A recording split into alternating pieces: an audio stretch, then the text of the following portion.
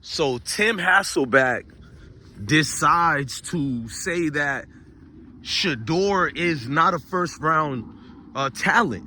This is Tim Hasselback, media core quarterback. Couldn't really, I'm not going to say he couldn't cut it in the NFL because I'm not disingenuous like Tim Hasselback, but below average quarterback at best.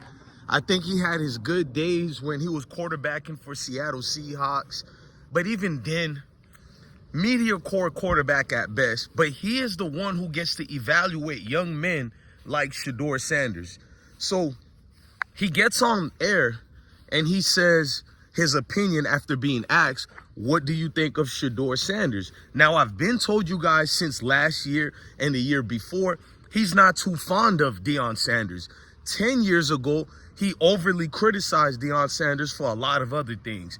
10 years before, basically 20 years ago, if you want me to say that, he also been a staunch critique of Deion Sanders while he was playing in the league.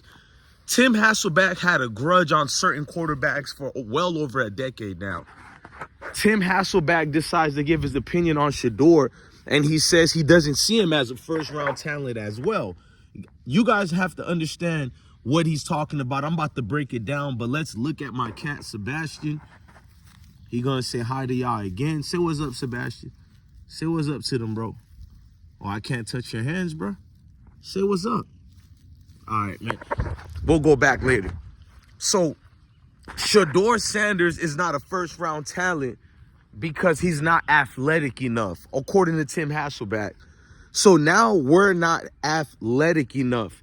Tim Hasselback was the same guy who said Zach Wilson, Mitch Trubisky, even Sam Darnold's of the world, all these pungent quarterbacks who couldn't cut it, who couldn't make it at all.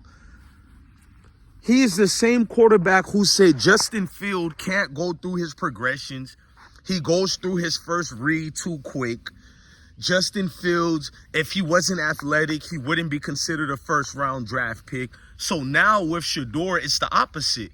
They moved the goalposts. So now Shedeur doesn't fit the prototypical quarterback because he's not athletic enough. Bro, for over 30 years, we've been hearing quarterbacks who look like Shedeur not being talented enough, not being accurate enough, none of the above things. So when we get quarterbacks who are melanated, who look like us, who are actually cerebral mindsets, high IQ, high octane passing game, incredibly a student of the game. We know that about Shedeur, even if you like him or not. He's a student of the game, can't be disputed. So now he meets all the check marks the spot of what actual quarterback he could be. We're being told Shedeur is not athletic enough. So when we were athletic enough, it's not enough to be a quarterback because you need the mindset. You need to learn how to throw accurate, read plays, lead your team, stay in the pocket. But when you do fit those things in criteria of staying in the top pocket, being a top-notch level quarterback, it doesn't count anymore because now it's about athleticism. Athleticism, guys. Basically, Tim Hasselback is letting you know he doesn't like Shedeur and he doesn't know why it is. And I can tell you guys why. Because some people who are part of that community where Tim Hasselback come from, a lot of them don't like us and they know they don't like us. But others don't know why they don't like us. The scripture in the good book tells us this is a spiritual warfare. See, it's in the blood. The genetic makeup of one also is the mentality of one. When you're born and bred to think a certain way and look at others a certain way, it bothers you when you see them not being what you were told all your life that they were. So now your insecurities of inferiority kicks in and the genetic makeup changes the mindset, meaning that Tim Hasselback might like Shedeur as a human, but there's no way his body can allow him to prop up Shedeur as this next caliber quarterback, such as himself, his weak brother, because Tim Hasselback brother was garbage too. Let's not forget that. But for him, it's a bloodline thing. It's in their mentality. Some of them don't even realize they're not being fair towards us. Some of them don't even realize their biasness is showing. They think it's natural because For them, through the blood, anything that we do good, they have to have this negative connotation on it. They can't look at it as you work hard.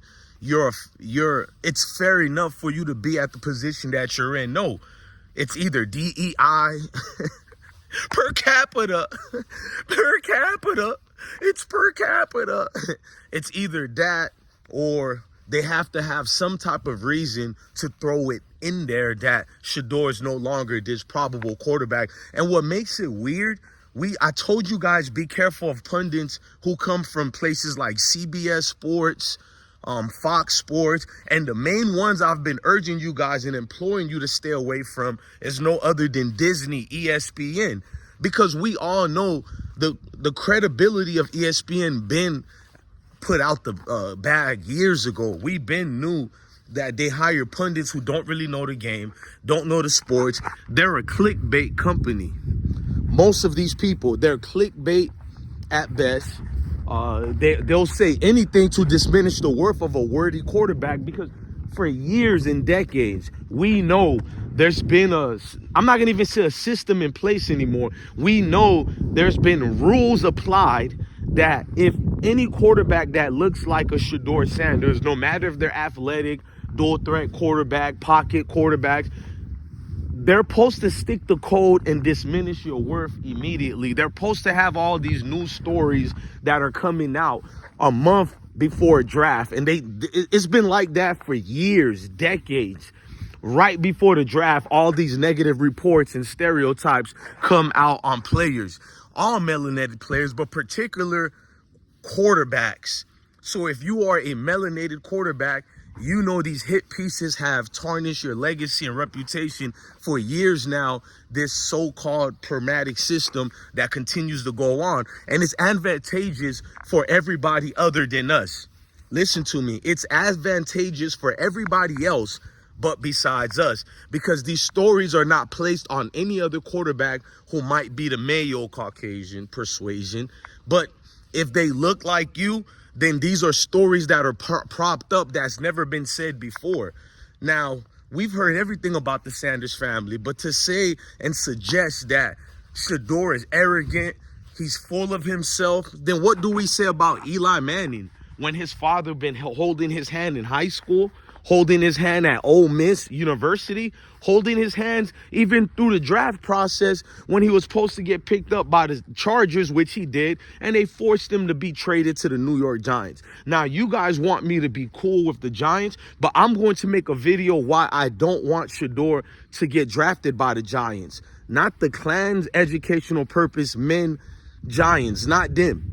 We know the Giants do not like us. Let's not even sugarcoat it. They go out their way not to draft quarterbacks who look like us, who don't look like their grandkids. I know, you're going to sound like a professional victim, but I stand in the face of the fire, and if I get burned, then I already learned. You don't even know what I just said because it went over your head. So at the end of the day, man, Tim Hasselback, you couldn't even smell the jock straps of Shedeur Sanders. You're not even equal to him to be speaking on him. And we're going to talk about your other guy who's in love with Jackson Dart. They're now saying Jackson Dart is the better quarterback. You didn't hear this in 4 years. Actually, Jackson Dart been playing 5 or 6 years in college already. But this guy is the best quarterback all of a sudden. And it's 2 other scrub quarterbacks they're propping up in the top 10 conversations. You can't make this up. This is how you get a Zach Wilson as the number 2 pick. This is how you get a Baker Mayfield as the number 1 draft pick. Baker Mayfield, who had several complications with law enforcement. Baker Mayfield getting pulled over while he's drunk. The school and the officers made excuse for Baker Mayfield, including the ESPN pundits who choose to overlook all those things. Meanwhile, melanated quarterback, if he breaks up with his girlfriend, is worldwide news and we can't draft him. But this guy is getting drunk. He's doing all type of things. He's not being a team player with other teams. He's being a bad sportsman. He's doing all these negative connotations that we can't even do 1% of. and he becomes the #1 draft pick. That's how Mitch Trubisky becomes the #2 or 3 draft pick, whatever it was. Chicago Bears know why they did it, and they're going to do it with Shedeur. So now I don't care where Shedeur gets drafted at. I want him to be in a Lamar Jackson situation where he gets drafted to a team that likes him, that wants him, and that's for him. Tim Hasselback, I'm not gonna get mad at you. There's no point to even get mad with you because ESPN hired you guys for only one job, and that's for anybody who will pretend they're liberal while really being conservative and blatantly flat out unfair towards people who look like me and Shedeur. Look, I'm DJ Blessone, the best one. Love your family, love your kids, and stay blessed. Peace.